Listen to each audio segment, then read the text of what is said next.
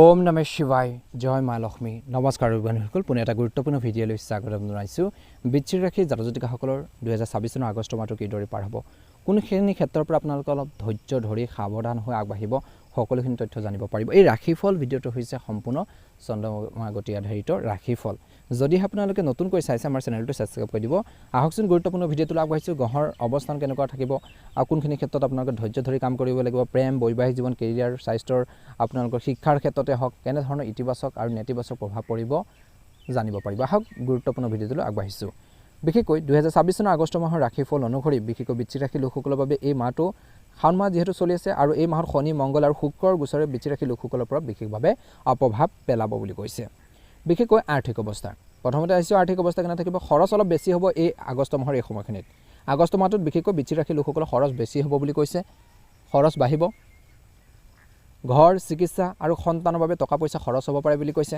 কিন্তু 15 আগষ্টৰ পিছত ৰৈ থকা ধন ঘূৰি অহাৰ যোগ আছে বুলি কৈছে পাবলগীয়া ধন আপোনালোকে পাব পাৰে 15 আগষ্টৰ পিছতহে বুলি কৈছে বিনিয়োগ কৰাৰ আগতে কিন্তু বৃশ্চিক ৰাশিৰ যিসকল জাতক জাতিকা আছে ভাবি চিন্তি বিনিয়োগ কৰক বিনিয়োগ কৰোঁতে সাৱধান হ'ব যাতে যধে-মধে বিনিয়োগ নকৰিব টকা পইচা কৰবাত ফচি যাব পাৰে ৰৈ যাব পাৰে যিটো উলিয়াটো অলপ আপোনালোকৰ বাবে অলপ কঠিন হৈ পৰিব পাৰে গতিকে বিনিয়োগৰ ক্ষেত্ৰত কিন্তু এই মাহত বৃশ্চিক ৰাশিৰ যিসকল জাতক জাতিকা আছে অলপ সতৰ্কতা অৱলম্বন কৰক বাট চাই ল'ব পৰিৱেশ আৰু সিচুৱেশ্যনটো গোটেইখিনি আপোনালোকে ফলো কৰি ল'ব ভাল হ'ব ব্যৱসায় দৃষ্টিকোণৰ পৰা বিজনেছৰ ক্ষেত্ৰত বিশেষকৈ এই মাহত ব্যৱসায়ত প্ৰতিযোগিতা বাঢ়িব কম্পিটিশ্যন হ'ব ব্যৱসায়ীসকলৰ মাজত অংশীদাৰীৰ লগত মতানৈক্য নহ'বলৈ ইচ্ছা বিশেষকৈ স্বচ্ছতা ৰাখক যাতে পাৰ্টনাৰশ্বিপত যদি ব্যৱসায় কৰিছে যাতে কোনো ধৰণৰ মিষ্টেক নহয় কোনো ধৰণৰ তৰ্ক পেচাল নহয় কাজিয়া পেচাল নহয় সেইখিনি ক্ষেত্ৰত কিন্তু আপোনালোকে চাব লাগিব আৰু সেইখিনি নহ'বলৈ আপোনালোকে কিন্তু স্বচ্ছতা বজাই ৰাখিব লাগিব গোটেইখিনি ক্লিয়াৰ কৰি ৰাখিব লাগিব বুলি কৈছে নতুন চুক্তি কৰাৰ আগতে এই মাহত ব্যৱসায় ক্ষেত্ৰত কাগজ পত্ৰ ভালকৈ পঢ়িবলৈ কৈছে নতুন চুক্তি কৰাৰ আগতে কাগজ পত্ৰ ভালকৈ পঢ়ক আৰু বিশেষকৈ এই মাহৰ শেষৰ ফাললৈ লাভৰ সম্ভাৱনা যথেষ্ট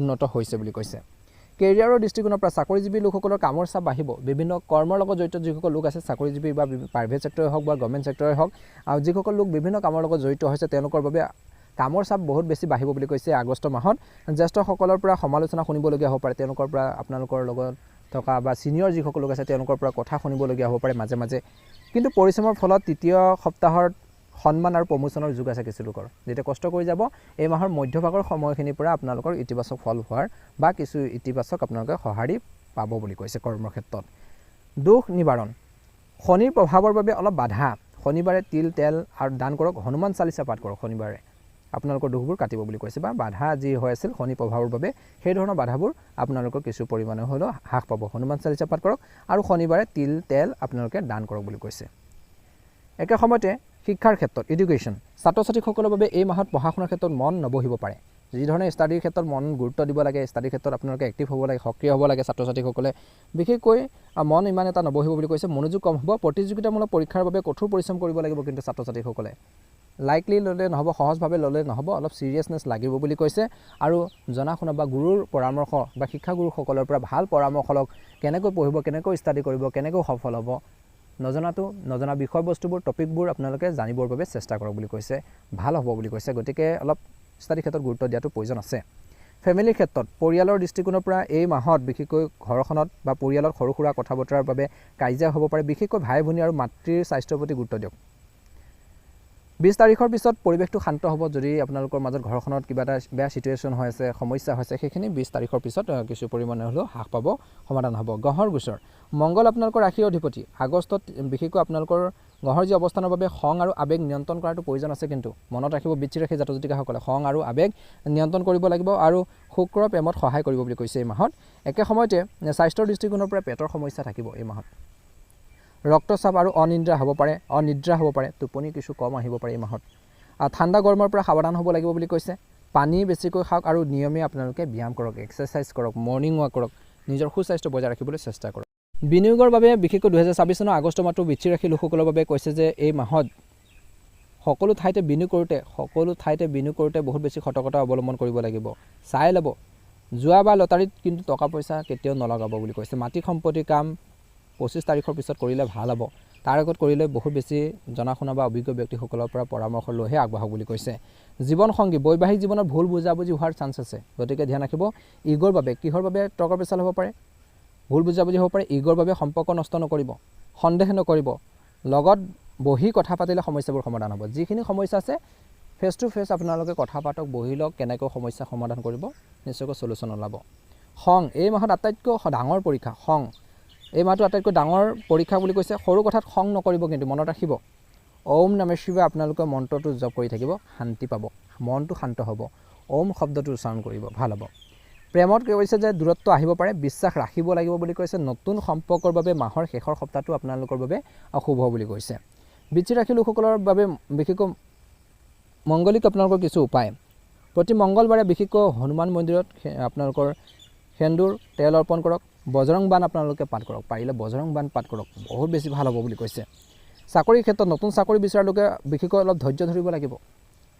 এডভাৰটাইজমেণ্ট বা চাকৰিৰ বাবে আপোনালোকৰ কিছু বাতৰি নিউজ আদি পাব পাৰে বুলি কৈছে। নিশ্চয়কৈ ভাল সুযোগ আহিব এই মাহৰ শেষৰ ফাললৈ। অপৰচুনিটি ভাল সুযোগ, অৰ্থাৎ অপৰচুনিটিৰ ক্ষেত্ৰত কি আছে, মাহৰ দ্বিতীয় ভাগত বিদেশ বা আন ৰাজ্যৰ ভ্ৰমণৰ সুযোগ আহিব কিছু লোকৰ। ভাল অপৰচুনিটি আহিব পাৰে কৰ্মৰ ক্ষেত্ৰত, ব্যৱসায়ৰ ক্ষেত্ৰত। গতিকে ভাল সুবিধাবোৰ ল'বলৈ জানিব লাগিব, সময়ৰ সৎ ব্যৱহাৰ কৰিব জানিব লাগিব। সম্পত্তিৰ ক্ষেত্ৰত মাটি ঘৰৰ কামত অলপ পলম হ'ব। আইনী কাগজ পত্ৰ চাবলৈ উকিলৰ পৰামৰ্শ লওক বুলি কৈছে। আইনী কিছুমান যদি সমস্যা আছে, উকিল ভাল জনা শুনা অভিজ্ঞ ব্যক্তিসকলৰ পৰা পৰামৰ্শ ল'লে উপকৃত হ'ব। ৰিলেশ্যনশ্বিপ অৰ্থাৎ সম্পৰ্কৰ ক্ষেত্ৰত বন্ধু আৰু আত্মীয়ৰ লগত তালমিল ৰাখক, সকলোৰে লগত বিশেষকৈ টাৰ্মছটো ৰাখিব, মিলা প্ৰীতি ৰাখিব বুলি কৈছে।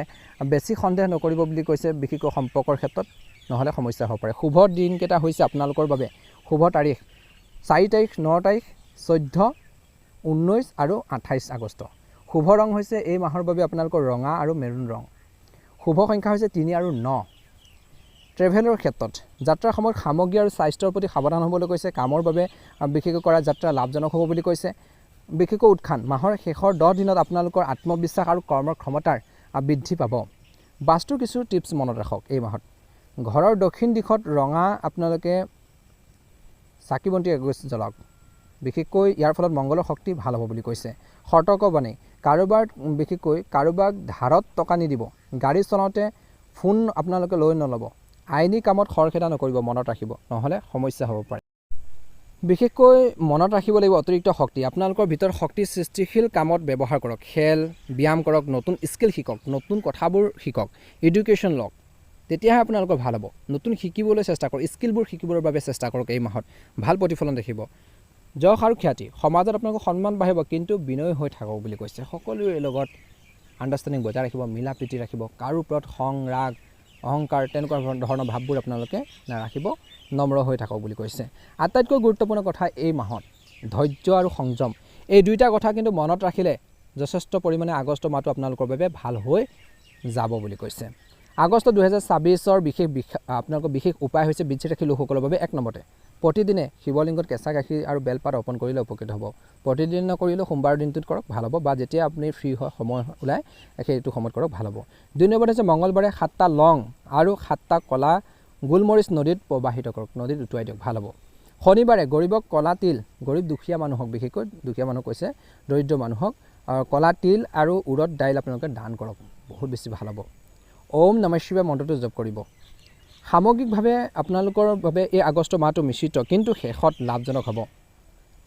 আৰম্ভণি অলপ প্ৰত্যাহ্বান থাকিব, আৰম্ভণিটো অলপ কষ্টকৰ হ'ব আগষ্ট মাহটো বৃশ্চিক ৰাশিৰ লোকসকলৰ বাবে, কিন্তু আপোনালোকৰ সাহস আৰু পৰিশ্ৰমে আপোনাক জয় কৰাব। আপোনালোকৰ কনফিডেঞ্চ, আপোনালোকৰ সাহসে আপোনালোকক ছাকচেছ কৰাব। শাওণ মাহত শিৱ পূজা কৰিলে সকলো বাধা দূৰ হ'ব, মনত ৰাখিব। আপোনালোকৰ সকলোৰে 2024 চনৰ এই আগষ্ট মাহটো ভালদৰে পাৰ হওক। বৃশ্চিক ৰাশিৰ জাতক জাতিকাসকলৰ মনৰ ইচ্ছাবোৰ পূৰণ হওক, তাৰে কামনা কৰিছোঁ। ভিডিঅ'টো কেনে পালে জনাব চাই পেলাই, আৰু যিখিনি পৰামৰ্শ দিলোঁ সেইখিনি ক্ষেত্ৰত গুৰুত্ব দিব। আশা কৰিছোঁ আপোনালোকৰ এই মাহটো ভালদৰে পাৰ হওক, মনৰ ইচ্ছাবোৰ পূৰণ হওক। যদিহে নতুনকৈ চাইছে এতিয়ালৈকে আমাৰ চেনেলটো যিসকলে ছাবস্ক্ৰাইব কৰা নাই ছাবস্ক্ৰাইব কৰি দিব, লাইক এটা কৰি দিব, ভিডিঅ'টো শ্বেয়াৰ কৰি দিব। ওম নমঃ শিৱায়, জয় মা লক্ষ্মী, জয় মা লক্ষ্মী।